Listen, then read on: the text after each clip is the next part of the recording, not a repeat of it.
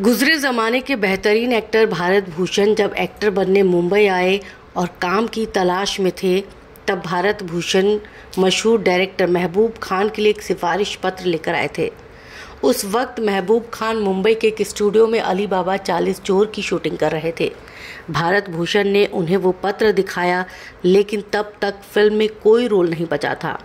महबूब ने भारत भूषण की सिफारिशी पत्र को नजरअंदाज कर दिया। इससे भारत भूषण काफी निराश हो गए। तभी किसी ने उन्हें डायरेक्टर रामेश्वर शर्मा के बारे में बताया कि वो भक्त कबीर नाम की फिल्म बना रहे हैं, तो वहाँ काम मिल सकता है। भारत तुरंत रामेश्वर से मिलने शूटिंग सेट पर पहुंचे, लेकिन उनकी डायरेक्टर से मुलाकात नहीं हो पाई।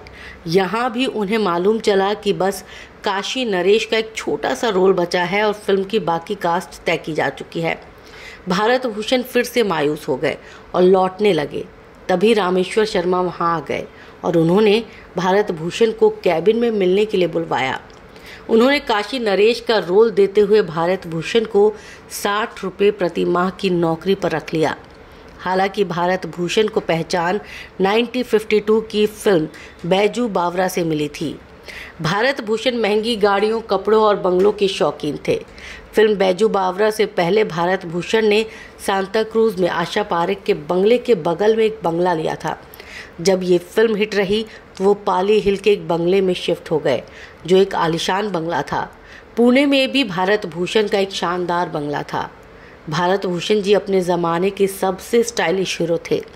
कहा जाता है कि पाली हिल के बंगले में एक पूरा कमरा उनके कपड़ों से भरा रहता था। उन्हें स्टाइलिश कपड़े पहनने का बहुत शौक था। खास तौर से उन्हें शेरवानी बहुत पसंद थी। कपड़े के अलावा भारत भूषण को किताबों का भी शौक था। उनकी एक पर्सनल लाइब्रेरी थी जिसमें करीब 1 लाख किताबें थी। फोटोग्राफी के भी वो शौकीन थे। उनके पास कई कैमरे भी थे जिनसे वो खूबसूरत तस्वीरें कैद करते थे। वो फोटोज़ के रील प्रोसेस पर भी खुद ही काम करते थे। ये वो दौर था जब किस्मत भारत भूषण पर मेहरबान थी। देखते ही देखते उन्होंने मुंबई में ना सिर्फ कई बंगले खरीद लिए, बल्कि महंगी महंगी कारें भी खरीद ली। फिल्म इंडस्ट्री में भारत भूषण की इमेज बहुत ही शरीफ आदमी की थी। फैंस उनकी इसी इमेज के दीवाने थे। एक बार साल 1954 की फिल्म चैतन्य महाप्रभु की सफलता के बाद वो कहीं बैठकर सिगरेट पी रहे थे। वहीं उनका एक फैन था जो उन्हें सिगरेट पीते देख रहा था। उसे ये बात बिल्कुल पसंद नहीं आई। फैन भारत भूषण जी के पास गया और बोला, आपके हाथ में सिगरेट देखकर अच्छा नहीं लगा। इस घटना के बाद तो भारत भूषण जी ने कभी सिगरेट को हाथ तक नहीं लगाया। 1958 की फिल्म फागुन में भारत भूषण जी ने मधुबाला के साथ काम किया था। दोनों की केमिस्ट्री लोगों को बहुत पसंद आई। इस फिल्म के बाद खबरें सामने आने लगी कि शूटिंग के दौरान भारत भूषण मधुबाला को पसंद करने लगे हैं और मधुबाला से शादी भी करना चाहते थे।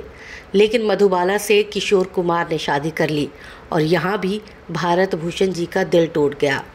इसी बीच भारत भूषण के बड़े भाई रमेश ने उन्हें प्रोड्यूसर बनने की सलाह दी। भारत ने बड़े भाई का कहना माना और कई फिल्में प्रोड्यूस की। इनमें से 2 फिल्में बसंत बहार और बरसात की रात सुपरहिट हुई और भारत भूषण मालामाल हो गए। उनके पास काफ़ी पैसा आ गया। लेकिन अफसोस की बाद में उन्होंने जितनी भी फिल्में बनाई वो सब फ्लॉप होती चली गई। ऐसे में भारत भूषण कर्ज में डूब गए और पाई पाई को मोहताज हो गए। खबरें ये भी सामने आई थी कि भारत भूषण आखिरी समय में बस से ट्रैवल करते थे और उन्होंने अपने गुजारे के लिए वॉचमैन की नौकरी की थी। हालांकि उनकी बेटी ने इन बातों को बेबुनियाद बताया। उन्होंने कहा कि हाँ, पापा जी के पास आखिरी समय में गाड़ियाँ नहीं थी, लेकिन फिर भी उन्होंने कभी भी बस से ट्रैवल नहीं किया। वो फिल्मों के सेट पर टैक्सी से जाया करते थे और जब कभी लेट हो जाते तो रिक्शा कर लिया करते थे। 10 अक्टूबर 1992 को 72 साल की उम्र में तंगहाली से जूझते जूझते भारत भूषण दुनिया छोड़कर चले गए।